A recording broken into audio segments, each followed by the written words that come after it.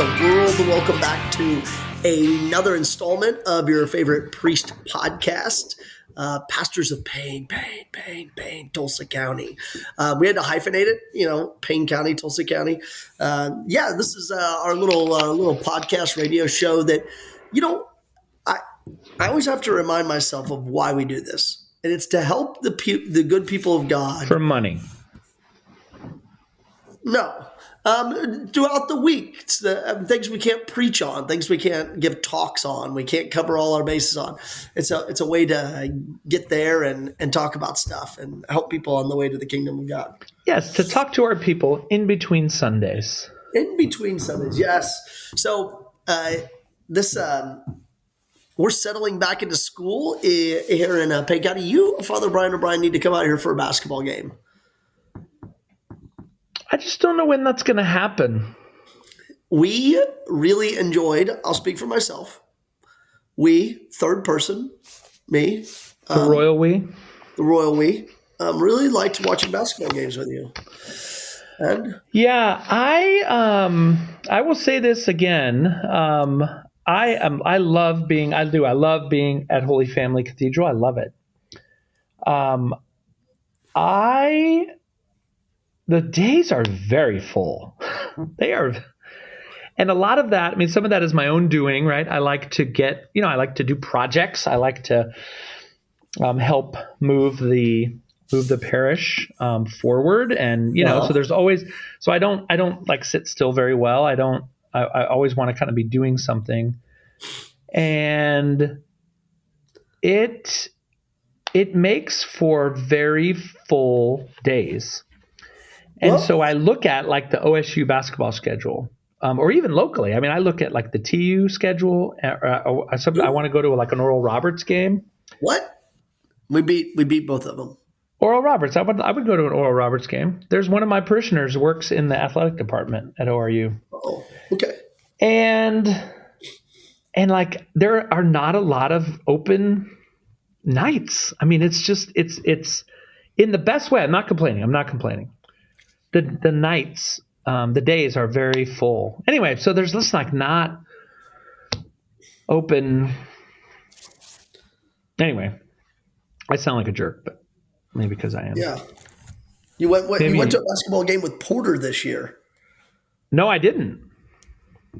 I have not been to a basketball game this year. What? I did when I was at home, and I was home a couple weeks ago. I went to the Rockets versus the Celtics with my dad. Oh, that was awesome. Yeah, I've been watching a little basketball in honor of you, and there's some good teams out there right now. Not so much Iowa State, only good team in the Big 12 right now, but Kansas is good. Come on. Oh, Kansas is good. Yeah, they're always good. Well, yeah. Our Pokes are doing all right. We beat K-State. We got Coach Lutz, man. He's a Catholic. Let's go. I know, and I just start praying for him. He's not my parishioner, but he's. That's right. Nor is he mine. Maybe we should talk about something else. I don't know. You know what? Something we can talk about. What is one of the things I'm going to make sure kids go to during this year of hope, since our parishes are pilgrimage sites. And when you go to pilgrimage sites, you get an indulgence. Correct. And indulgences are super duper important. We even need to do a show on indulgences and why they're beneficial for your faith life. One of the things that goes with indulgences is not only like reading the scriptures or praying the rosary or going to mass, it's also going to confession. Yes. It's so good. It's so good. Sacrament of confession. We did. If you ever want to, people who are listening out there, you want to get a good little one. We've talked about different books like 7 Secrets of Confession. We did a couple of podcasts over the years on the Sacrament of Confession and the Catechism, where it says it's a sacrament of healing. All this good stuff about the great sacrament of God's love and mercy and kindness and healing. So I travel a lot to do weddings. Yeah. I used to travel a lot to do weddings. I travel less now because we do about, probably 11 weddings in Stillwater every year during 11? like, Is that a yeah, lot? in 52 weeks. I mean, just during Christmas break, I had 4 weddings in Sikh. Oh man. Yeah. So in five Yikes. weekends of Christmas break, there was 4 weddings and Sikh. So anytime there's a block of free open time, there is a wedding. But anyway, I travel a lot. And I check their, I try to steal people's others' ideas. I'm not an original creator of a lot of stuff. I like to pillage. Oh my gosh, that's a really Yes, great. I get it. I get it. Yeah, and I saw one time where people had adoration and confessions together, and I was like, this is really smashing to have That's good. adoration confessions an hour before mass.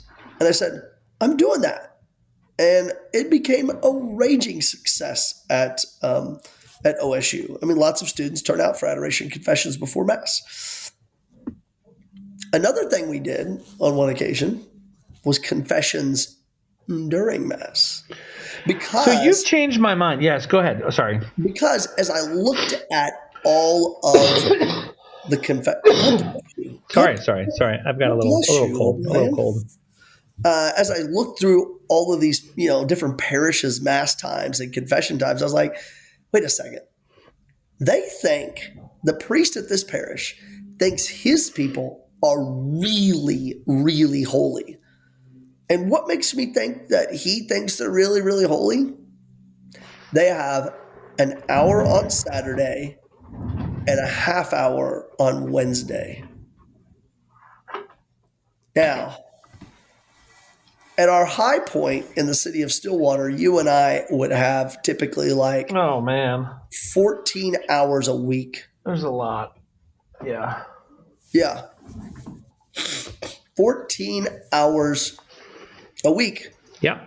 It's a lot. That gives people a lot of opportunities to grow in holiness and get sin out of their souls. But I don't have multiple priests. At TU, I used to call a priest over. I'd get him to come over for on a Sunday night at in our evening mass, I used to do and that sometimes. That was fun. uh, and hear confessions. Used to come over to OSU too Yep. and hear confessions during mass. Now, I think one of the best opportunities to hear confessions is during Sunday mass. During mass. Yes, during mass. Now, there's some there's some problems with it, What are the which is problems? Because I uh, get so this is this. I'm glad we're talking about this because I get a little bit. I would say 96% of people at Holy Family are all about it. Just offer confessions as often as you can.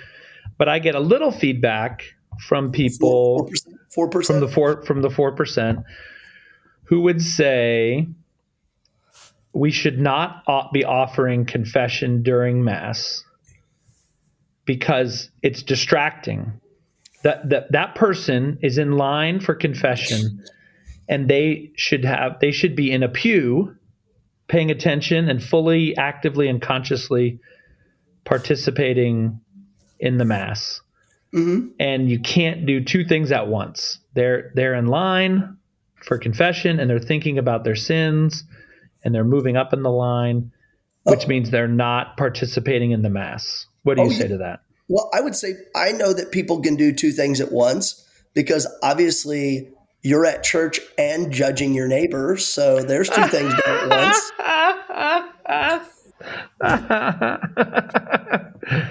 That's very funny. That's actually Yeah. really funny.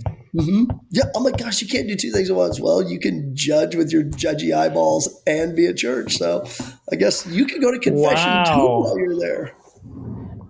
That's Yeah. really funny. That's really Okay. funny. So where were we before I thought of that witty joke? You were about to say kind of the weaknesses of offering confession Oh, during yes. mass. I think one of the weaknesses is, if you're going to the sacrament of confession while you're at mass, I think people can push that off and say, oh, our parish has confessions throughout the week. I'll just wait till Sunday to go. And then when you go to Mass on Sunday, not only are you going to confession, you're also not really, and I think the person who says full active and conscious participation, they're not really, that person's not really participating at Mass. I mean, they're there for Mass. They're going to confession. They're standing in a line. Are you really hearing the readings? I get what they say. Um, you know, and so if you're going to go, don't just put your entire faith life off till Sunday. If you're saying to yourself, you know what, I want to go to confession on Sunday. It's like, well, what are you doing throughout the week to grow in holiness so that when you arrive on Sunday, you're actually like, there to worship the Lord and not just to go to confession as some sort of, like a financial transaction. I go to confession, I get to receive Jesus. So Yeah, I and I think would those, say to that too. I think, and also like, what are there other times during the week where you could get there? yeah, And what that would allow is like, even as like an act of charity, that leaves an opening for somebody who is not able to get there. yeah, I would say like I think we offer confessions during Mass. I mean, obviously anybody can come to. I'm not going to discourage people from going to confession, but who is it like really for?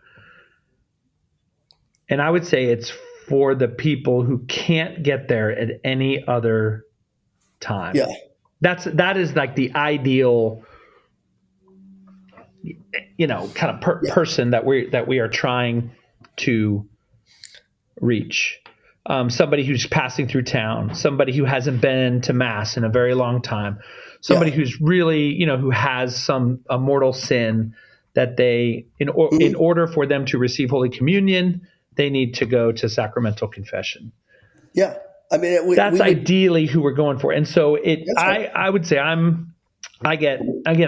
would never discourage someone from going, but can get, I don't know, I would say maybe frustrated when there's a long line and what comes is people who had other opportunities to go during the week, but chose to put it off because there's limited time, even for confessions during Sunday Mass. Not everybody maybe gets to go because time runs out, or I need to Yeah, go and celebrate another Mass, or I need to go and help with Holy Communion. So my hope is, if any, people are listening to this, like, if there's another time you can go then and leave the Sunday during Mass for those who really, really, really, really, really need it. yeah, I agree. Yeah, Yeah. that's what.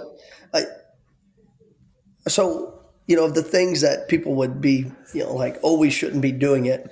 I think they have a couple of valid points. And then, not but, and then it's like we want to have people prepared to receive Jesus. We want to Yeah, that's have the best people part of it. prepared. That's the best part of it. Yeah. We also want to have people who are walking around saints. I mean, do you not want walking around saints, upright biped saints in the world? Yes. Then we should, make the sacraments available with much frequency for people. What I did not know, I did a little deep dive on this while I was home hanging out with my parents Yeah. the first week of January, because I knew there was some documentation in like what the church has written, because I get it, the people who have said like we should not do it. I see where they're coming from, and I would say it's not the ideal time. If it were the ideal time, the church would say you may have confessions only during Mass, Yeah. which and most places it's not a big issue. In your case, right? You're one priest, and so you're not going to hear confessions during the readings. People aren't walking up to the presider's chair. But if a parish has two priests, right? I'm at a parish, we have two priests. we also have some priests that like live in our rectory who sometimes are available on Sundays. So we can sometimes even have 3 priests.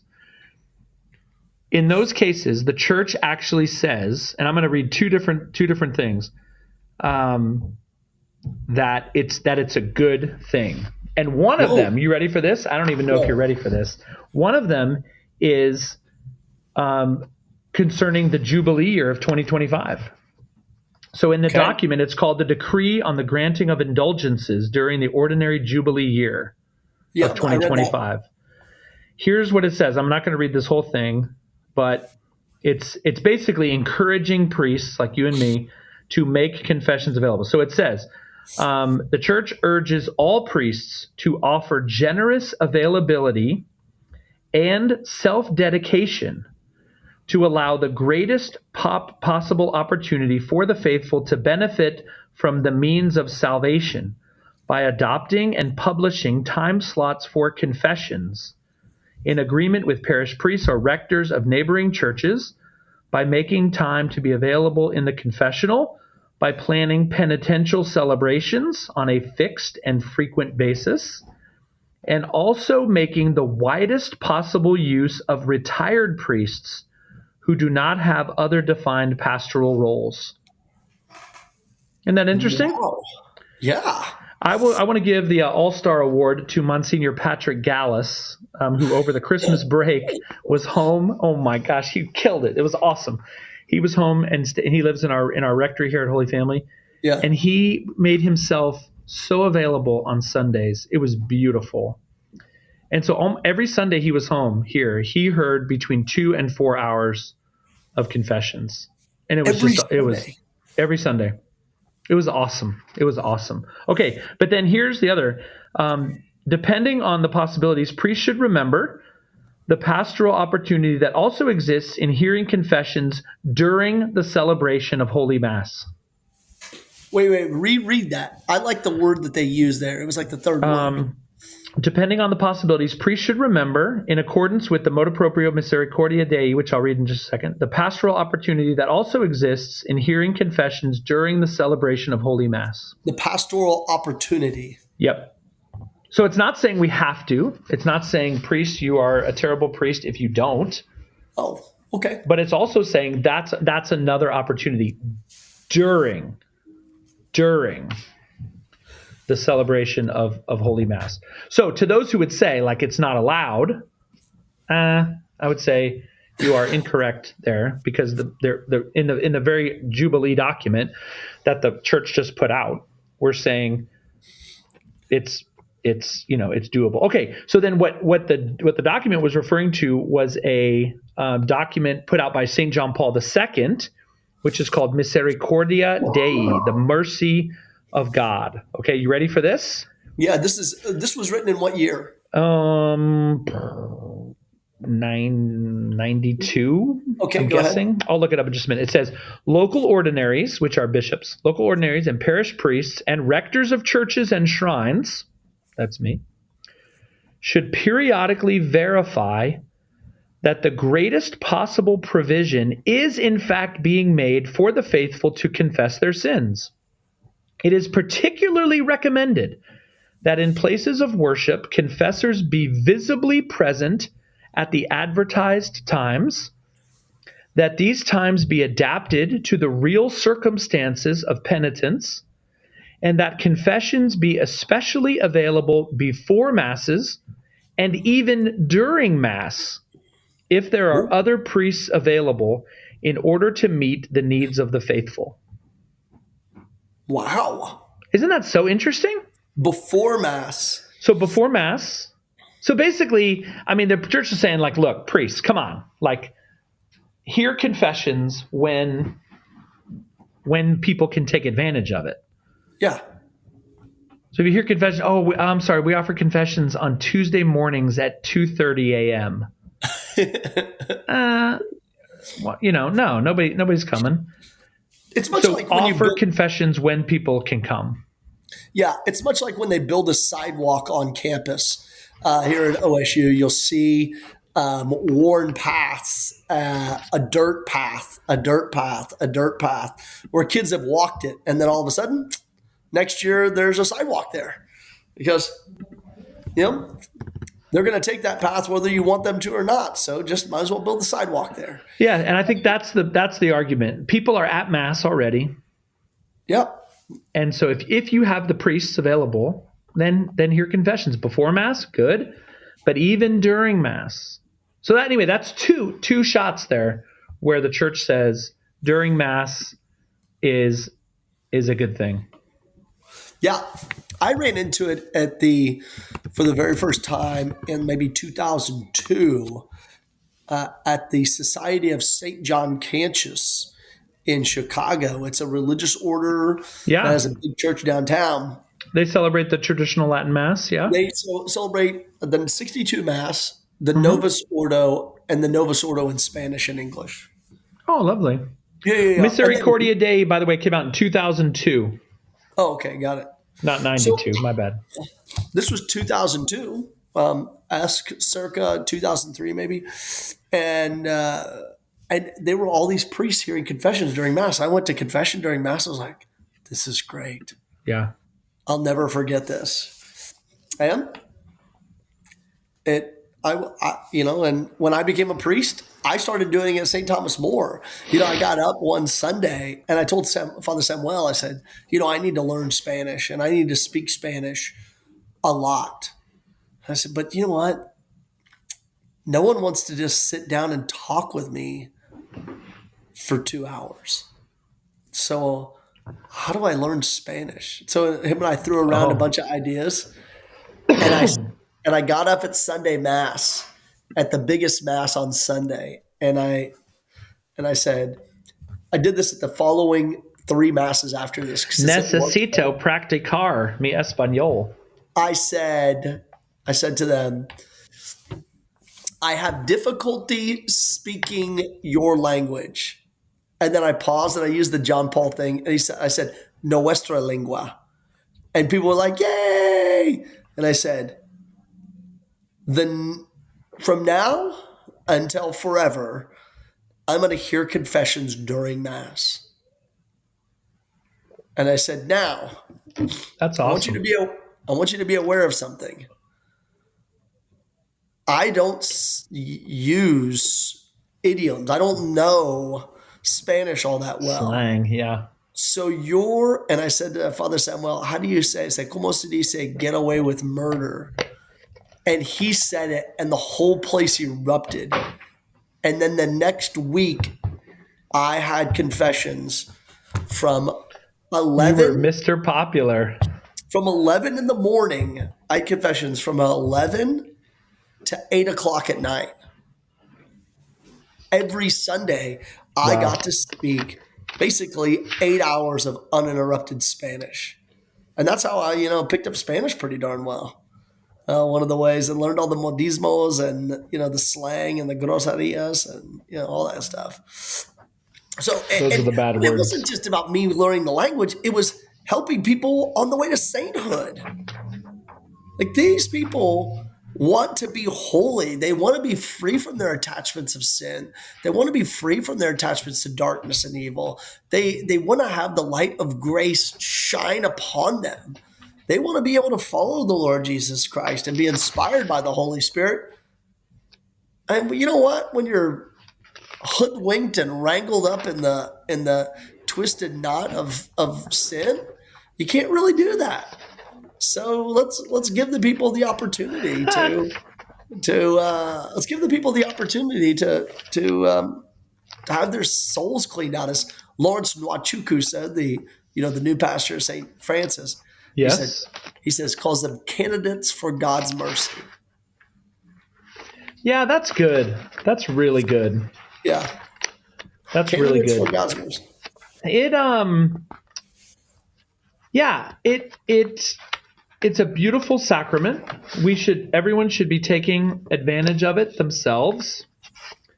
And then encouraging others. One thing I've also found, and this is just a benefit if there's any priest listening or what, I've had numerous people tell me that the lines for confession, actually, I said, I heard this from people in Stillwater about your students. that the line for confession inspires people to go to confession. So Wow. people come into Holy Family, people come into St. John's, and what they see is they see a line, and they're intrigued. Yeah. What is that? What's going on in that line? And somebody says, "Oh, that's the line for confession." And then most of us, I think, immediately think about ourselves because we're selfish, and we think, "Oh man, I haven't been to confession in years. Oh my gosh, I haven't been to confession in months. Oh Yes. man, I committed that sin." And it inspires. So I think that's I think another benefit of confessions when there's a lot of people around is it inspires other people to go to confession. Do you agree with Yeah. that? Do you see that? Yeah, I would say I would. I'm looking up. There was a line that Pope Benedict gave, uh, and and I can't remember what it was. And I ended up on Reddit looking it up. And when you get on Reddit, you know your life is going down a dark Oh, tube yes, hole. yeah. Don't do it, Yeah, man. I think when you see people lined up for confession, you say, "Wow, bunch of sinners who want to be holy." Yeah, I think it inspires people. Yeah. You know, and So right now, actually, Deacon Harrison Garlick, my one of my deacons, who's also Lord Chancellor of the diocese, he he calls it. He says confessions during Mass has a mimetic was the word he used. A mimetic power what the that, heck does that mean? like a mime is someone who like does what you do. A Yes. mimetic power, which is it other people want to also then do it. Isn't that cool? A mimetic power. That's what I like. Mimetic power. So that's where I think for the detractors of the who would say don't do it during Mass. I absolutely understand where people are coming from, Yes. but I think the church kind of says otherwise. The church says no. It's actually an admirable practice to have confessions during Mass, if possible. It gives people opportunity to go, and then the church doesn't say this, but Oh, it has this ability to inspire other people to go to confession. I've heard that a lot here at Holy Family. I like that word mimetic because I just looked it up, and it says like to impersonate somebody else, to do what they're doing. To do what they're doing, yeah, And so yeah, it's not only just to do what that person's doing. It's like, oh wait, like, yeah, this is a way to holiness. It is a reminder to grow in holiness, that we do need the sacrament of God's mercy and love. mm-hmm. What did old Monsignor Halpine used to say? What was that famous line? Like, What did he say? he's about confession, like, you got to go to confession. Yeah, right. What was the line? What was the line? There's some priest that told you Some it's priest told you you didn't have to go, but he's dead or married to a nun, and he's not here. and I'm And here I'm to t- tell you. and I'm here, and I'm telling you. Yeah, good stuff. I like that That's guy. so funny. That's so funny. Yeah. So Wow. anyway, I think that in both of our parishes, we don't have as much in common as we used to, me and you. Oh, sad. But this is something that we do. I think we both are believers in confessions during Mass, I agree. and its mimetic power. Mimetic power. And it's just good for people. Confession should be available when people are available, and people are already at Mass. And I think in your, I mean, certainly for Holy Family, a lot of our people don't live near the cathedral. They live far away. And so for them to be able to come, go to confession, and go to Mass, it's really quite beautiful. Tell them to go All back to their right. church and their parish We boundaries. uh we need to go, Father. Father. Oh, really? Oh, wow. It Sorry, is that man. time. Sorry, man. Okay. Happy Until year at church. next until next week. Happy ordinary time. God bless everybody. Peace. Peace.